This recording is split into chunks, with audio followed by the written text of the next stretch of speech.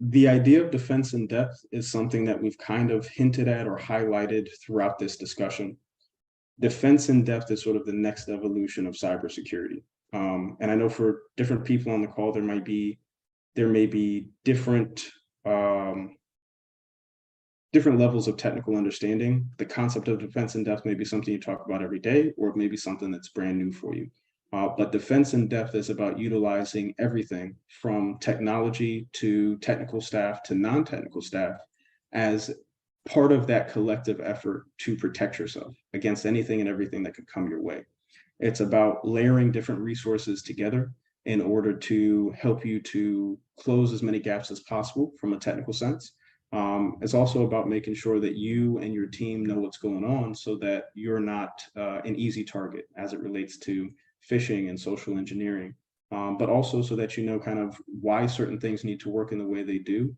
And you understand kind of what role you play in protecting yourself and protecting your district.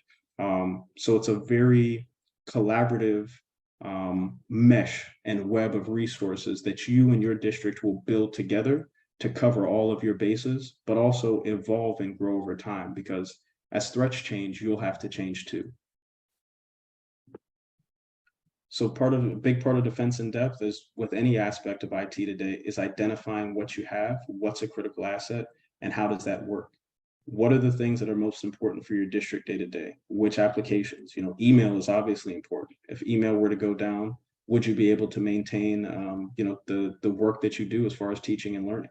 What are the types of things that are most important to you and have the biggest impact on what you do as a district day by day? As we talked about those network assessments, security assessments, when you've done those risk assessments, what are you seeing as your vulnerabilities? What is the biggest area of concern? If this were to be targeted, how would we defend ourselves? Engineering a secure design, this relates more to very technical components of how you structure your access to the internet, how you structure your network.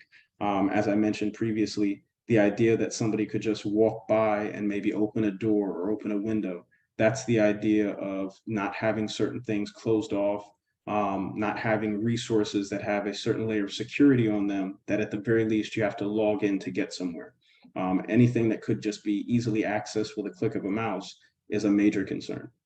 You also have the challenge of if somebody is in, anybody can have access to the same elements or complete access to your network. That's also a very big challenge. One of the ways that you can utilize, it's called access control. One of the ways you can utilize access control to protect yourself is that you can actually watch and see when somebody is trying to change the access or the things that they have access to. Somebody, again, in accounting is trying to get access to personnel files or student medical records. You can tell that something's going on where that person should not have access to those records. And the only reason they're trying to change their accesses on their own is because they're probably been compromised, and it's not that individual, not that person on your staff anymore doing it. It's a bad actor doing it. And that, again, is another way to provide you with an early warning system, allow you to quarantine, identify, and reduce your risk, reduce your exposure. And again, layering security, as we talked about this, defense in depth is really about that. It's about putting in different layers of security, whether that's a technology you're using, a policy or procedure you have, or the people you have in place that understand, kind of what you want to do and how you want everything to look, which helps you to kind of close as many gaps as you can. And then monitoring and analyzing your security events. As Viv mentioned, that SIM is incredibly vital because that kind of becomes your one space to pull in all of your information. And we've seen the SIM as it's become a bigger challenge for folks now. Everybody wants to get one, but it's very challenging to figure out what model and what method of aggregating that information is actually going to work for you. You need to make sure it's going to be something where you can actually understand the alerts that are coming in, and you're not just having a whole bunch of information dumped on you, because you're monitoring, but you're not able to analyze. That's not really effective.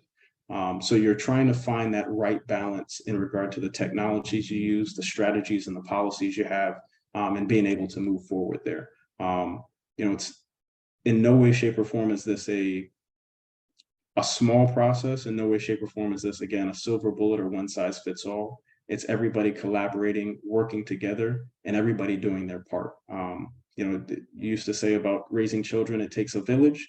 In regard to keeping your district or your organization safe, again, it takes a village. So that's what this process is about. Understanding some of the challenges that you as leadership are seeing in regard to cybersecurity, what we're seeing from district leadership as far as their concerns and what they want to do to keep themselves safe. And then how some of the things, some of the evolution of IT, how those things are changing and evolving to better support you.